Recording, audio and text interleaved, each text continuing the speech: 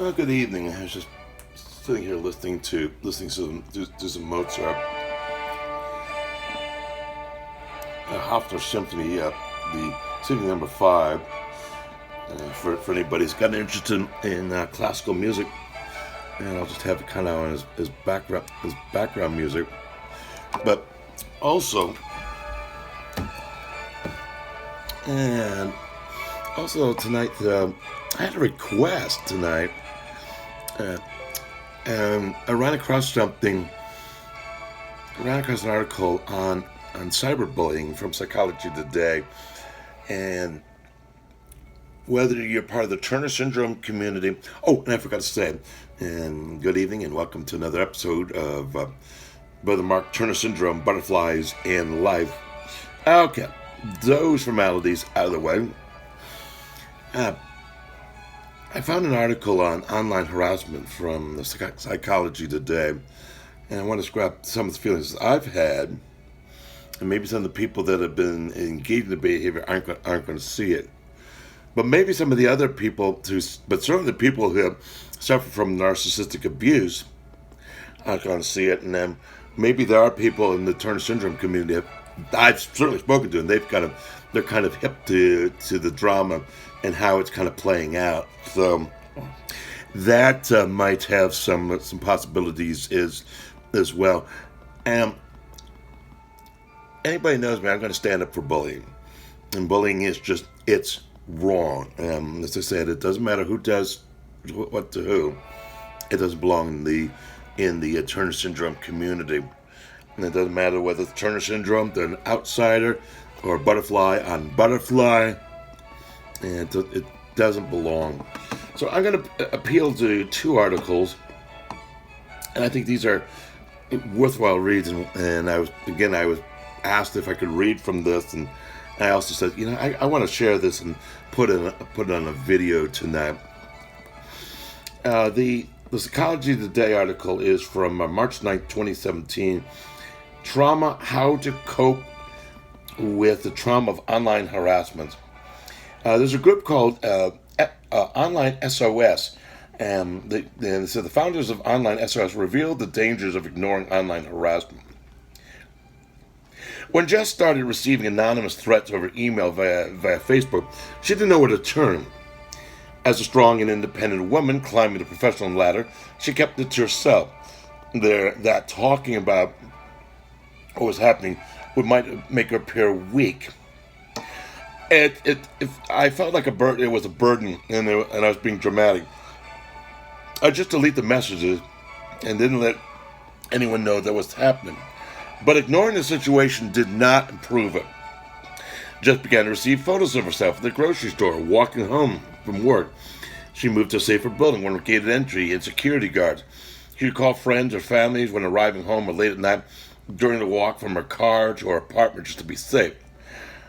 When they asked about her ever breathing, she told them she was running from a jog, but actually she was trying to ward off a panic attack.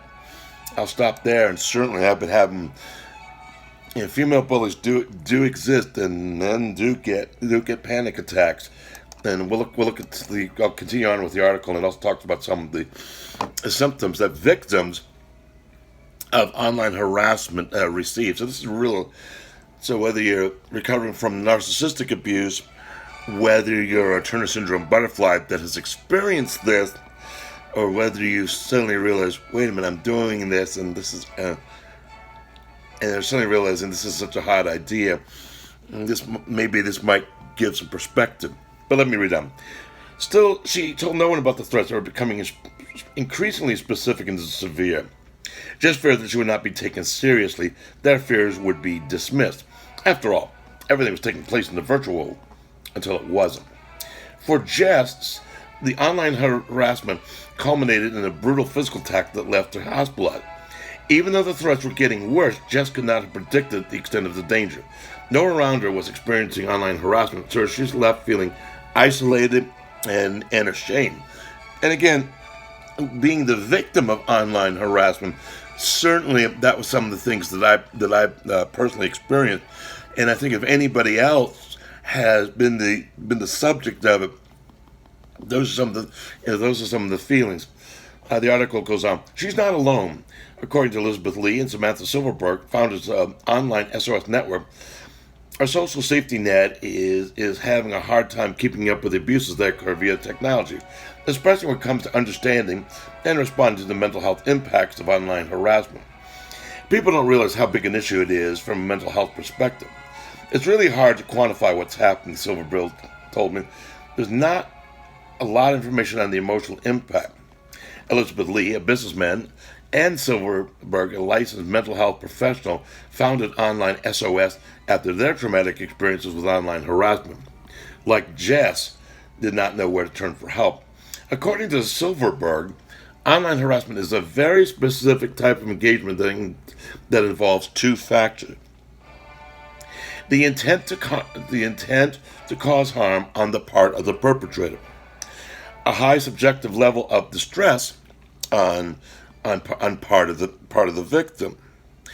And the other thing too is we have to stop that some of these perpetrators are committed Christians. And you have to kind of go, wait a minute, and that's why the Bible is very strongly against slander, against gossip, because people get hurt. I mean, if just one looks to Proverbs 6:16-19, and you read it for yourself, I mean, it shows a really dim view on the type of behavior that's in this Psychology Today article. But anyway, now again, I understand that people listening to have their own conceptions of a higher power, and some may be atheists, some may be from other faith traditions, and I certainly respect that. So I'm only giving that scripture though is just a helpful point of reference. Going back to the article though, this type of harassment is particularly insidious because unlike the physical world, it can be difficult for the victim to ascertain the true nature of the threat, given that the messages are virtual and often anonymous. Now, in my case, I knew exactly who they were coming from. Now, some of the bullies did try to pull some sleights of hand and would send me a friend's request and then do a ha ha. But most of them, they were clearly, most of them though, we knew the names, where they were coming from, and where it was coming from. However, going back to the article, this type of harassment is particularly insidious because unlike in the physical world, it can be difficult for the victim to ascertain the true nature of the threat, given that messages are virtual and often anonymous. The lack of a clearly identified source of danger where we cannot point your finger and say, there it is, leads to increased symptoms of anxiety and, understandably, paranoia. People are experiencing even more distress than may be felt with people with a known victim. This is because those experiencing online harassment don't know if the threat will come to pass. Certainly, I've had death threats. I've had threats that people are going to call the police. I've had threats that people were going to do police reports, and I went back and actually checked them, and no such things. So, but it's a lot of psychological bullying. Through online SOS, Silverberg and Lee learned from many victims to display severe symptoms of trauma. Even those victims may not have been assaulted in the physical, they may experience, and I certainly have, decreased ability to concentrate. And it has really interfered with my work, and it lives in my head rent free, and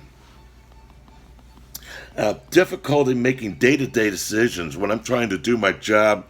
It's very hard. Usually when I work in a call center environment, I do this application. I go this to check something in billing. I go here to send put in an order, whatever.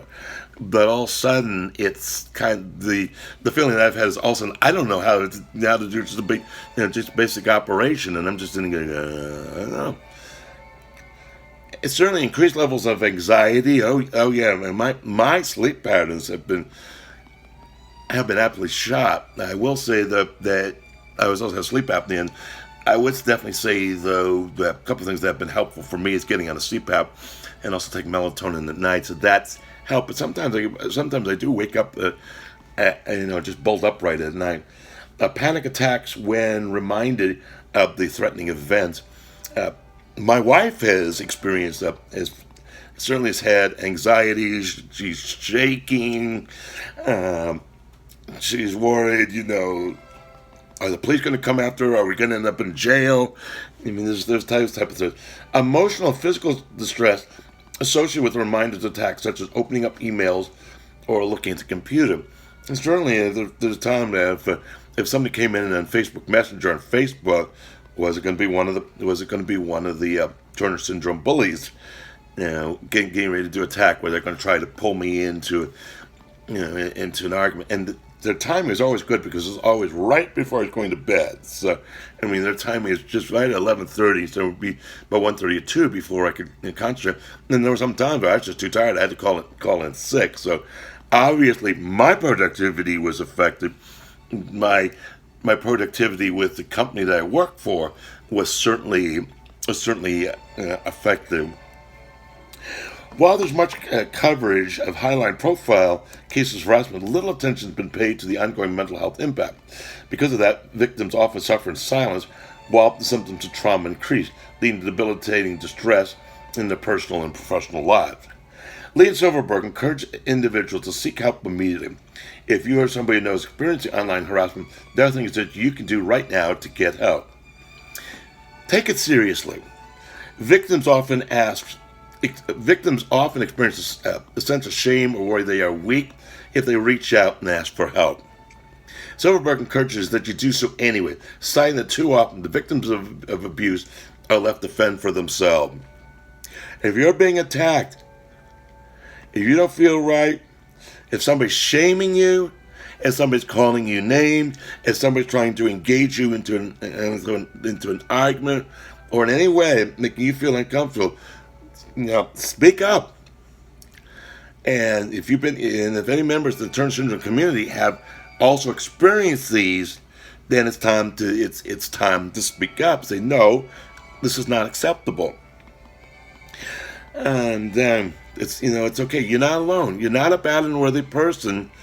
Unfortunately, hurt people hurt people. Going back to the article, identify your support system. It can be scary to open up and share what you're going through, especially when it feels like you won't be taken seriously. That's why it's important to identify people in your life who have the capacity to listen and to offer emotional support. If you're unsure who to talk to, you can go to onlinenetwork.org. What's really helped me, and I just stumbled upon this, is I was looking at the dynamics of the bullying that's been occurring in the Turner syndrome community. I started to run across information on what's called narcissistic abuse, and I said earlier, narcissistic abuse is where bullies go through a highly sophisticated game of hiding and denying any responsibility for their actions and disarm the victim. And they try to turn it on the victim. And there's a lot of case studies in the past couple of years. Document everything. It's crucial to document everything as it happened, because keeping a record may feel difficult if you're experiencing symptoms of trauma. Silverberg suggests asking a friend to help you. I've been really good because I've had people help me with some record keeping, and said, definitely, and showed me how to do screenshot, and showed me how to send letters and to document. And I've also, when letters go out, I've actually paid somebody to actually proofread. When you got somebody who's a poor college student, they're happy to do it. So I'm kind of blessed in that respect. Okay. The most important thing is you're not alone. You see, it's not just a Mark Stewart thing. I know that bullying is part and parcel of the Turner syndrome community. I've talked to enough bullies. It's also part and parcel with anybody with any learning disabilities. And when I was doing some real serious academic study on Turner syndrome and nonverbal learning disability, I found a quote in a standard text, a special education text, and I can't remember the author. But And it's the standard text that's used in special education classes at a college level. But the author, it said that learning disabilities and social delinquencies go hand in hand. So the abuser becoming the abused, becoming the abuser is typical. Obviously, when people learn disabilities, and certainly for myself, there's kind of a sense of shame and self worth, and sometimes there's a lot of acting out behavior, a lot of inappropriate acting out behaviors, and that's kind of, and I think that's how some of the narcissistic abuse plays out. Because some of the bullies I've seen I've also looked at them, are deeply hurting, and I can see that. Again, I'm a codependent. I can't do anything for them. But at least I can recognize the hurt and go, oh, wow. And it's enough for me to pray and say, Lord, what can you do for them? So I can certainly go ahead and do that. But according to research, the greatest mitigating factor of trauma is acknowledgement of what's happened. Lee and Silverberg are on a mission to draw attention to this issue so that victims of online harassment can find support and guidance what steps can be taken to protect themselves and how to cope after the aftermath. We really feel strongly about this, Lee says. The big takeaway, Silverberg adds, is that you are important and you should be heard and felt heard. If anyone is struggling with issues like this, it's okay to get help and to feel empowered and to get help. You're not weak. A lot of people experience this daily, and a lot of people have gotten caught up in the have gotten caught up in the drama. Maybe we can't stop the bullying, but at least now that you have kind of a knowledge of how this kind of plays out, then at least maybe a butterfly can learn how to set up appropriate boundaries. Go, oh, wait a minute, I don't want to be around these people if they're engaging in these type of behavior. One piece of advice I can definitely give you: gut level feelings are very reliable indicators. If something inside of you just doesn't feel right about a relationship, or just, this much can be said about women's intuition, but gut level feelings are reliable indicators. If something doesn't feel right, it may not be paranoia. That may be some very reasonable alarm bells going off, going, what's going on here? So if you've been, now you know kind of what's going on. If you've been a victim of it, it's okay. You're not a bad and unworthy person, but you do deserve, any person, butterflies, friends of butterflies, supporters of butterflies, parents, siblings, all deserve to be treated with dignity and respect. And there have been parts of the transgender community that have been really quiet about it, and it's been an elephant in the room. And as I said in one of my earlier videos, if they're not willing to listen and to acknowledge, to take action, as I said in an earlier video, it's okay to vote with your feet. If you don't feel that that your situation is not being handled, there's lots of different support groups that you can go to, both Turner syndrome, and then also there's lots of great support groups in narcissistic abuse. So those might be some very helpful resources.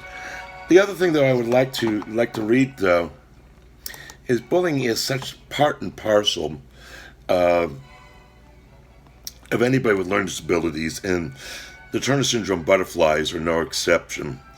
And Amy Jo Tihlarik, in her latest volume called The Big Book of Turner Syndrome, has put this all emboldened, capitalized, not capitalized, but certainly emboldened and underlined. And I think her comments really deserve a read, and I hope it will be something that both the narcissistic abuse recovery community and the Turner syndrome community can kind of get an understanding on. So I have found the complicated part about Turner syndrome and bullying is that certain people want to make a blanket statement that there are bullies to everyone. I'm here to tell you, though, in my opinion, that normal bullying and Turner syndrome bullying are very much different. The bullying I was subjected to is very much about the moles I had in my body, the shortness, the clothes I liked and wore, the varying choice words about height, and still are crystal clear, the names I was called, about the moles on my face. All these things were 100% Turner syndrome, and my self-esteem and self-worth paid a hefty price for the unkind souls of others. My advice on bullying and Turner syndrome is as follows. Never, and you put that capitalized, never, I repeat, never let other people put you down or make you feel less than human, ever. Never let people say cruel things to you that you cannot control. Never allow people to get to your brain and convince you that you're not important. I've allowed them to get to my head, and I've suffered tremendously for it. We'll talk more about that later, but please listen to me when I say that if you're being bullied, stand up for yourself. Do not stop advocating for yourself. Continue to tell adults. Continue to ignore harsh words. Avoid the mean people.